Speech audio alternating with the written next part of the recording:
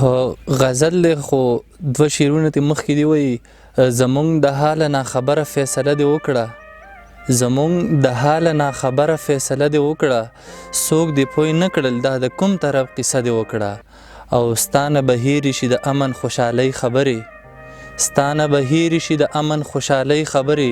زمونږ ورانه پښتونخوا کې که یو شپه دې وکړه. غزل مطلع ده وایي نه مې وجود او نه مې خیال خپل دی نه مې وجود او نه مې خیال خپل دی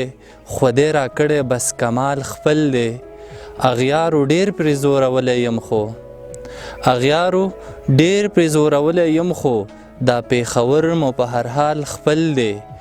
او زه د پردو خلکو پیروي ولې کړم زه د پردو خلکو پیروي ولې کړم